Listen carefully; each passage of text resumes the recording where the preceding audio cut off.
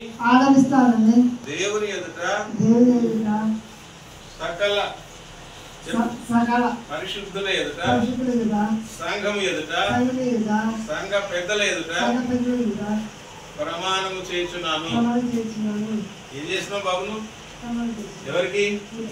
లిఖితతోని ప్రమాణం చేసినావు. ఆమెకు మాట ఇచ్చినావు, ప్రమాణం చేసినావు. నీ ప్రమాణం మరి ఎంతకాలం ఉంటుంది? ఉంటుందా?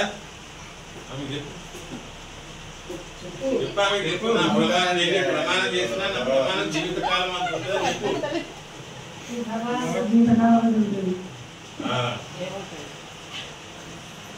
నువ్వు దేవుని ఎదుట ప్రమాణం చేసినావు, లిఖితానికి ప్రమాణం చేసినావు కాబట్టి ఆ ప్రమాణానికి కట్టుబడి ఉండాలి. ఇప్పుడు ఏ మాట ఇచ్చినావు ఆ మాట కట్టుబడి ఉండాలి. ఎప్పటిదాకా ఉండాలి?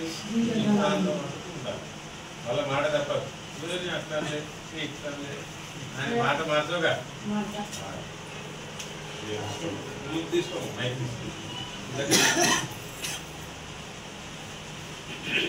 లిఖిత అను నేను. ఈయనకి ఈయన ముఖం చూసి ఈయనకే చెప్పు. ఇంకెవరి ముఖం చూడదు, ఆయనతో చెప్పాలి. లిఖిత అను నేను, హరీష్ అను నిన్ను,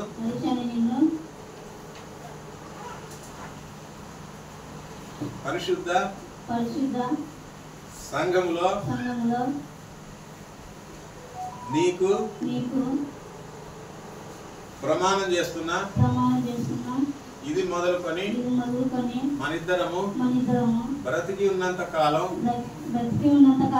నిన్ను విడిచిపెట్టను, ఇంకెవరిని ఆశించను. సుఖ దుఃఖముల యందు నీకు తోడై ఉండి నిన్ను కాపాడుతాను. ఆరోగ్యమందును వ్యాధి అందును నిన్ను ప్రేమించి ఆదరించి మనిద్దరము కలిసి బ్రతికి దేవుని మహిమపరుస్తాము అని సంఘము ఎదుట దేవుని సన్నిధిలో నీకు ప్రమాణం చేస్తున్నా. ఏం చేస్తున్నావు మనం? ఎవరితో? హరీష్కు నువ్వు ప్రమాణం చేసినావు. ఆ ప్రమాణానికి నువ్వు కట్టుబడి ఉండాలి. ఎప్పటిదాకా కట్టుబడి ఉండాలి?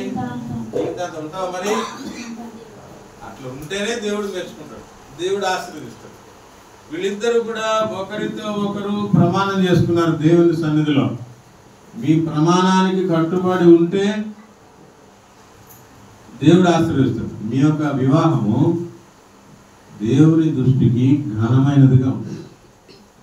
మీరు ఏదైతే దేవుని సన్నిధిలో ప్రమాణం చేశారో ఆ ప్రమాణానికి కట్టుబడి ఉండాలి.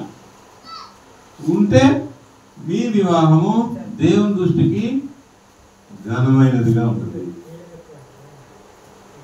దేవుని పరిశుద్ధనామమునకు స్తోత్రములు. మీరు ఒకరితో ఒకరు ప్రమాణం చేస్తున్నారు. ఆ ప్రమాణాలకు కట్టుబడి ఉండాలని దేవుని సేవకుడిగా మీకు మనం చేస్తున్నారు.